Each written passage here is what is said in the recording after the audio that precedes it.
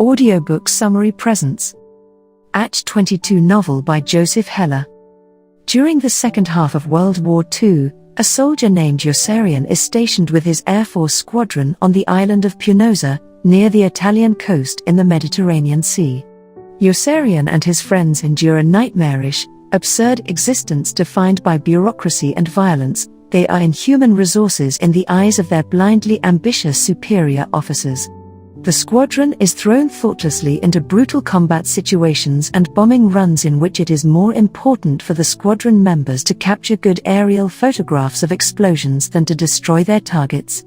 Their colonels continually raise the number of missions that they are required to fly before being sent home, so that no one is ever sent home.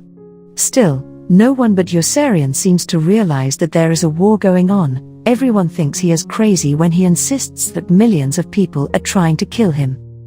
Yossarian's story forms the core of the novel, so most events are refracted through his point of view. Yossarian takes the whole war personally, unswayed by national ideals or abstract principles. Yossarian is furious that his life is in constant danger through no fault of his own. He has a strong desire to live and is determined to be immortal or die trying. As a result, he spends a great deal of his time in the hospital, faking various illnesses in order to avoid the war. As the novel progresses through its loosely connected series of recurring stories and anecdotes, Yossarian is continually troubled by his memory of Snowden, a soldier who died in his arms on a mission when Yossarian lost all desire to participate in the war. Yossarian is placed in ridiculous, absurd, desperate, and tragic circumstances. He sees friends die and disappear, his squadron get bombed by its own mess officer, and colonels and generals volunteer their men for the most perilous battle in order to enhance their own reputations. Catch-22 is a law defined in various ways throughout the novel. First, Yossarian discovers that it is possible to be discharged from military service because of insanity. Always looking for a way out, Yossarian claims that he is insane, only to find out that by claiming that he is insane he has proved that he is obviously sane, since any sane person would claim that he or she is insane in order to avoid flying bombing missions. Elsewhere, Catch-22 is defined as a law that is illegal to read. Ironically, the place where it is written that it is illegal is in Catch-22 itself. It is yet again defined as the law that the enemy is allowed to do anything that one can't keep him from doing. In short, then, Catch-22 is any paradoxical, circular reasoning that catches its victim in its illogic and serves those who have made the law.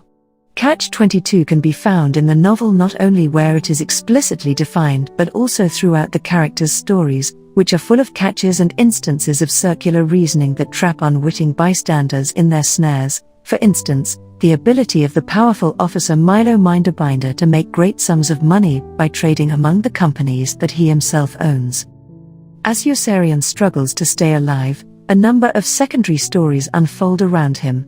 His friend Nately falls in love with a whore from Rome and woos her constantly, despite her continued indifference and the fact that her kid sister constantly interferes with their romantic rendezvous. Finally, she falls in love with Nately, but he is killed on his very next mission. When Yossarian brings her the bad news, she blames him for Nately's death and tries to stab him every time she sees him thereafter. Another subplot follows the rise of the black market empire of Milo Minderbinder, the squadron's mess hall officer. Milo runs a syndicate in which he borrows military planes and pilots to transport food between various points in Europe, making a massive profit from his sales. Although he claims that everyone has a share in the syndicate, this promise is later proven false. Milo's enterprise flourishes nonetheless, and he is revered almost religiously by communities all over Europe.